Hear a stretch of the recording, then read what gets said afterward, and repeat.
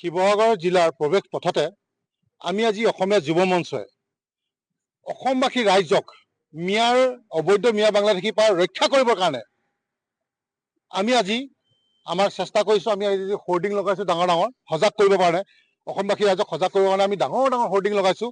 আৰু হোৰ্ডিং আমি আজি শিৱসাগৰৰ পৰা আৰম্ভ কৰিছোঁ, উজনি অসমত প্ৰথম আৰম্ভ কৰিম, গোটেই অসমৰ পৰা গৈ গোটেই সমগ্ৰ অসমতে আমি এটা সজাগতা সৃষ্টি কৰিম যে আমাৰ মিয়াৰ পৰা কেনেকৈ আমি ৰক্ষা কৰোঁ।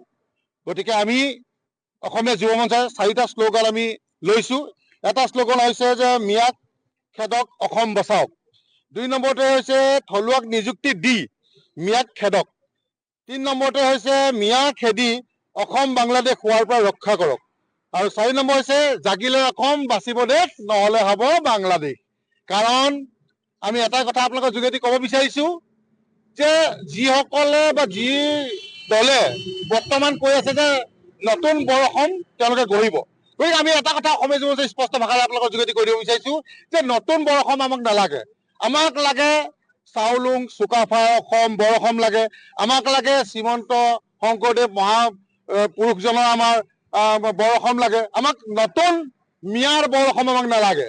গতিকে আমি আজি সজাগ হৈছোঁ, আৰু এই সজাগ আমি সমগ্ৰ উজনি অসমৰ লগতে গোটেই অসমবাসীক কৰিব বিচাৰিছোঁ। আৰু যে যোৱাকালি আপোনালোকে দেখিলে যে এজন মিয়া বাংলাদেশীয়ে তাৰ বয়স 70 বছৰ এজনী নাবালিকা ছোৱালীক ধৰ্ষণ কৰিছে।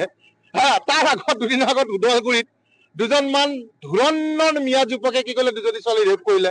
তাৰ আগতে মই কৈয়ে গৈছোঁ যে মিয়ালেণ্ড বিচাৰিছে, মিউজিয়াম বিচাৰিছে, আমাৰ জলাশয়ৰ মাটি গোটেই কব্জা কৰিলে, আমাৰ ফৰেষ্ট লেণ্ড কব্জা কৰিছে, আমাৰ সত্ৰ মাটি কব্জা কৰিছে। গতিকে এইখিনি উচ্ছেদৰ ক্ষেত্ৰত আমাৰ মুখ্যমন্ত্ৰী ডাঙৰীয়াই যথেষ্টখিনি পদক্ষেপ লৈছে, কৰি আছে, কিন্তু তেখেতেতো অকলে নোৱাৰিব।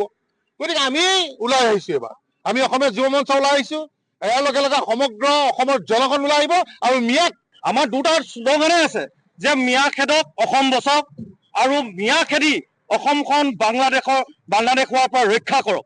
নহ'লে কিন্তু কথা অসমীয়া যুৱ মঞ্চৰ স্থিতি স্পষ্ট যে অনাগত দিনত আমাৰ যাতে খিলঞ্জীয়াসকল যাতে দুখত পৰিব নালাগে, আমাৰ উঠি অহা নৱপ্ৰজন্ম তেওঁলোকে যাতে কেতিয়াও চকুলো টুকিব নালাগে। আমাৰ পাহোৱাল ডেকা যুৱক যুৱতী আছে, আমাৰ পাহোৱাল যুৱক যুৱতীয়ে আমাৰ কৰ্মমুখী হৈ কাম কৰিব জানে, কিন্তু এই মিয়া বুলি কৈ পিনি অকল যে মিয়া কৰ্ম সংস্কৃতি দেখুৱাই যে মিয়া আমাৰ পাব্লিকক, আমাৰ যে অসমৰ জনসাধাৰণক যিটো তেওঁলোকে মানে এইটো ক'বলগীয়া কথা, এইটো মানে ব্লেকমেইলিং কৰি আছে, যিটো আমাৰ ইম'চনেল ব্লেকমেইলিং বুলি কয়, এইটো সহ্য নহ'ব। কিন্তু অসমীয়া যুৱ মঞ্চৰ পৰা স্থিতি স্পষ্ট, মিয়া খেদিবই লাগিব।